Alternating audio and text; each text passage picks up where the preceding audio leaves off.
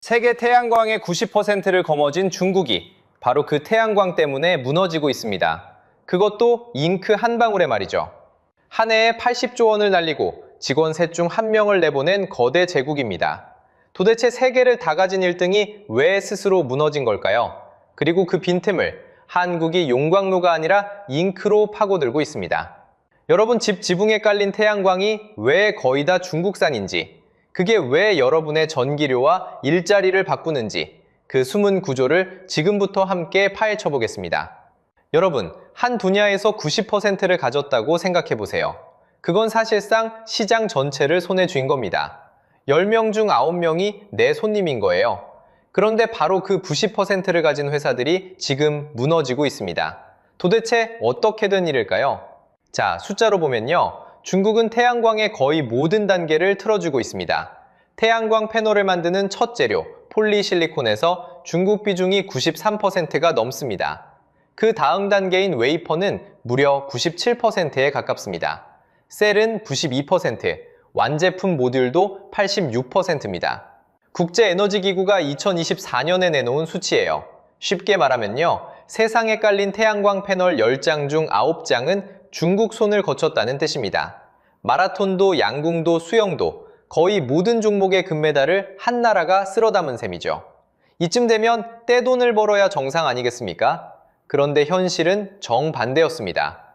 2024년 한 해 전 세계 태양광 업계가 날린 돈이 약 80조 원입니다. 600억 달러쯤 되는 어마어마한 금액이에요.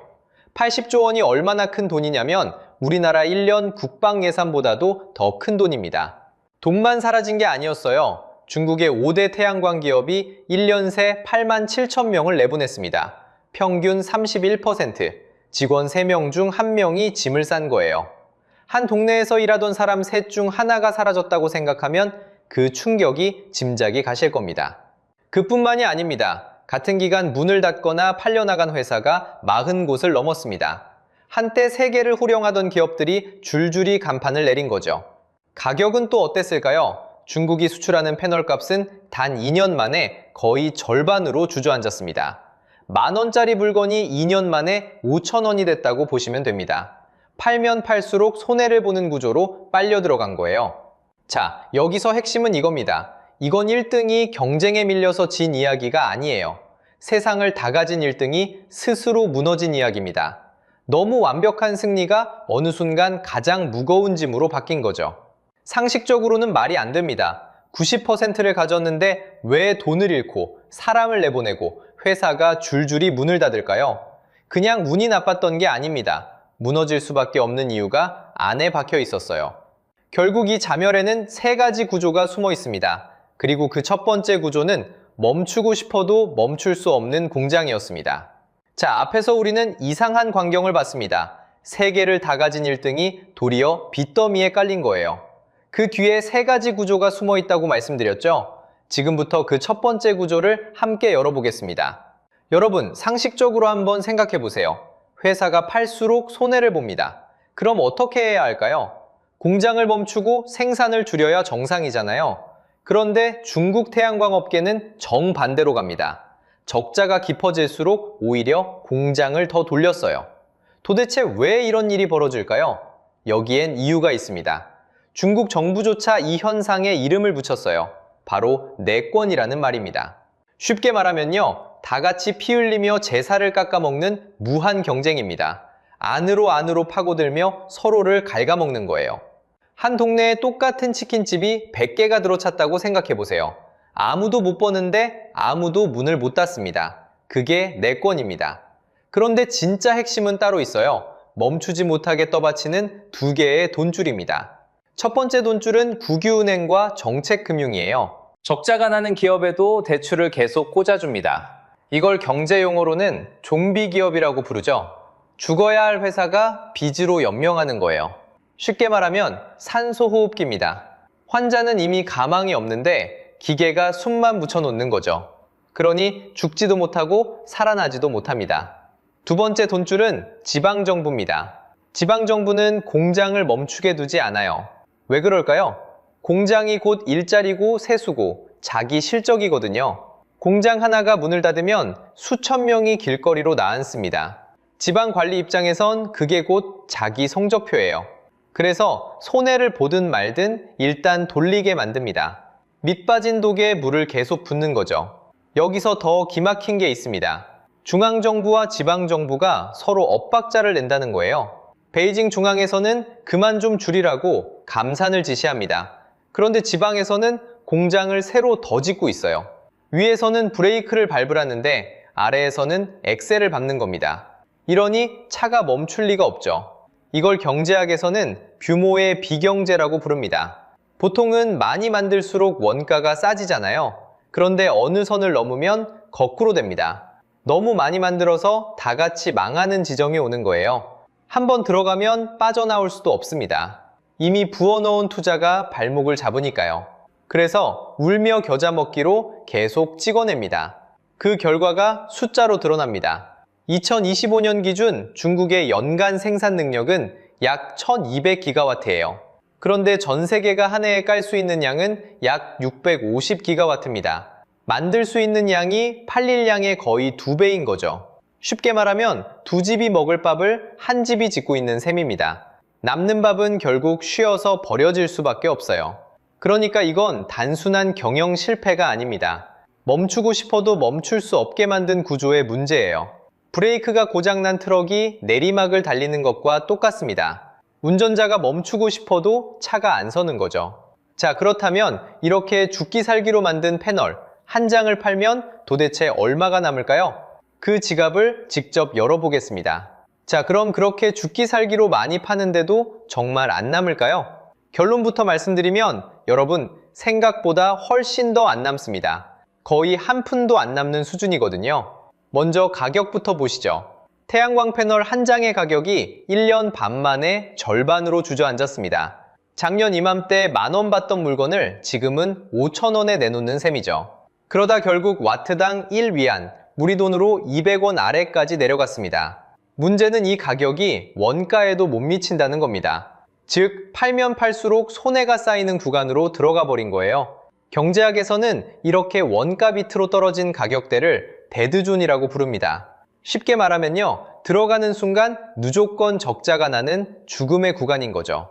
재료값도 같이 무너졌습니다. 패널의 핵심 원료인 폴리실리콘 가격을 보면요, 톤당 23만 위안에서 6만 5천 위안으로 떨어졌습니다. 1년도 안 되는 사이에 70%가 넘게 증발한 거예요. 원료가 이렇게 싸졌으면 숨통이 튀어야 정상이잖아요. 그런데 제품 가격이 그보다 더 빠르게 굴러떨어지니까 싸진 재료값이 아무 의미가 없어졌습니다. 그래서 실제로 얼마가 남는지 진짜 지갑을 열어볼까요? 중국 5대 기업의 평균 이익률을 보면 답이 나옵니다. 한때 12.4%였던 이익률이 4.7%로 주저앉았거든요. 이게 무슨 뜻이냐면요, 100원짜리를 팔아서 12원쯤 손해주던 회사가 이제는 5원도 못 챙긴다는 얘기입니다. 여러분, 한번 같이 계산해 보세요. 100원을 받아서 원료 사고 인건비 주고 공장 돌리고 나면 손에 떨어지는 건 동전 몇 개도 안 되는 거예요. 그러니까 결국 100원짜리를 팔아서 남는 건 고작 5원도 안 됩니다. 그런데 여기서 끝이 아닙니다. 내수로 다 소화하지 못한 물량이 산더미처럼 쌓이거든요. 그러면 어떻게 할까요? 헐값에라도 해외로 밀어내는 수밖에 없습니다. 이걸 경제학에서는 덤핑이라고 부릅니다. 원가보다 싸게 던지듯 파는 거죠. 그런데 미국도 유럽도 바보가 아니잖아요. 자국 산업 죽는다며 줄줄이 관세 장벽을 세웠습니다. 안 팔면 적자, 싸게 팔면 또 적자, 수출하려니 관세까지. 그야말로 삼중고에 갇혀버린 거예요. 정리하면 이렇습니다. 가격은 원가 밑으로 꺼졌고 이익률은 반토막 났고 남은 물량은 관세에 막혔습니다. 세계 90%를 거머쥔 거인이 정작 한 장을 팔 때마다 피를 흘리고 있는 거죠. 다시 말하지만 100원어치를 팔아도 그 손에 주는 건 5원이 채 안 됩니다. 그런데 바로 이 진흙탕에 한국은 같이 뛰어들지 않았습니다. 가격 싸움에 발을 담그는 대신 게임의 규칙 자체를 바꿔버렸거든요. 자, 여기서 핵심입니다. 그럼 한국은 그 규칙을 도대체 어떻게 바꿨다는 걸까요? 지금까지의 태양광은 한마디로 중공업이었습니다. 실리콘을 녹이려면 무려 섭씨 1400도가 넘는 용광로가 필요했거든요. 쉽게 말하면요, 제철소에서 쇳물을 끓이는 것과 비슷한 산업이었던 겁니다. 거대한 설비, 막대한 전기, 끝없는 규모 싸움, 바로 이 판에서 중국이 세계를 다 가져갔던 거죠. 그런데 한국이 들고 나온 건 용광로가 아니었습니다. 잉크였습니다. 페로브스카이트라는 신소재인데요. 이건 액체 상태입니다. 그러니까 종이에 잉크를 인쇄하듯 얇게 발라서 빛을 전기로 가꾸는 겁니다. 필요한 온도는 150도가 안 됩니다. 가정집 오븐 수준이죠. 1400도짜리 용광로 싸움이 150도짜리 정밀 프린터 싸움으로 통째로 바뀐 겁니다. 그런데 진짜 무서운 건 따로 있습니다. 바로 텐덤이라는 구조인데요. 쉽게 말하면 햇빛을 2번 짜내는 2층 태양전지입니다. 생각해보세요. 위층의 페로브스카이트가 짧은 파장의 빛을 먼저 먹습니다. 그 아래 깔린 기존 실리콘이 남은 긴 파장을 한 번 더 먹는 거죠. 한 번 떨어진 햇빛에서 2번을 짜내는 셈입니다. 과일을 한 번 짜고 버리던 걸 다시 한 번 눌러 마지막 즙까지 받아내는 것과 같습니다. 그래서 효율의 이론적 한계가 약 43%까지 올라갑니다. 기존 실리콘 한 장만 쓸 때의 1000장을 훌쩍 넘어서는 숫자죠. 자, 그럼 한국이 준 무기를 하나씩 못 박아 보겠습니다. 첫 번째 무기입니다. 한화퓨셀이 2024년 12월 양산이 가능한 크기의 셀에서 텐덤 효율 28.6%를 기록했습니다. 그것도 세계에서 가장 까다롭다는 독일 프라운호퍼 연구소가 인증한 숫자입니다. 그런데 여기서 누군가는 이렇게 말할 겁니다. 중국 롱지가 34.85% 찍었다던데 한국이 진 거 아니냐고요. 천만에요. 무대가 다릅니다. 롱지의 그 숫자는 손톱만한 소면적 연구셀에서 나온 기록입니다. 한화큐셀의 28.6%는 실제 공장에서 찍어낼 수 있는 진짜 패널 크기에서 나온 거죠. 쉽게 말하면 한쪽은 액자에 넣을 우표 한 장, 한쪽은 지붕에 깔 진짜 패널입니다. 실험실 우표가 아무리 화려해도 내 집 지붕에 깔리는 건 공장에서 찍어낸 패널이거든요. 두 번째 무기입니다. 한화큐셀은 2025년 5월 텐덤 모듈로 세계 최초의 국제 인증을 통과했습니다. IEC와 UL이라는 국제 규격인데요. 자외선, 열, 습기, 얼었다 녹기를 수없이 반복하는 혹독한 시험을 다 견뎌낸 겁니다. 이게 왜 중요할까요? 이걸 업계에서는 뱅커빌리티라고 부릅니다.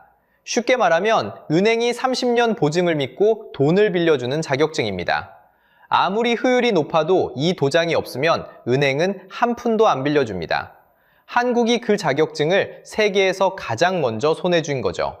세 번째 무기입니다. 2025년 9월 4일 한국전력이 세계 최초로 100W급 창문형 페로브스카이트를 한전 아트센터에서 가동했습니다. 건물 유리창이 곧 발전소가 되는 거죠. 게다가 한화시스템의 사내벤처 플렉셀 스페이스는 위성에 쓰는 방막 텐덤을 만들고 있습니다. 2025년 11월 누리호 4차 발사 때 우주궤도에서 실증할 예정이고요. 지붕에서 유리창으로 그리고 우주까지 판을 넓히고 있는 겁니다. 그리고 결정적인 한 방이 더 있습니다. 페로브스카이트는 희토류가 필요 없습니다. 중국이 늘 마지막에 꺼내들던 그 희토류 카드. 페로브스카이트 앞에서는 통하지 않는다는 뜻이죠. 그런데요, 여기서 들뜨면 안 됩니다. 박수치기엔 너무 이른 이유가 있거든요. 자, 여기까지 들으셨으면 이런 생각이 드실 겁니다. 그럼 이제 한국이 이긴 거 아니냐고요. 게임은 끝난 거 아니냐고요. 하지만 지금부터 찬물을 좀 끼얹어 보겠습니다. 통쾌함에 취해 있으면 진짜 그림을 놓치거든요.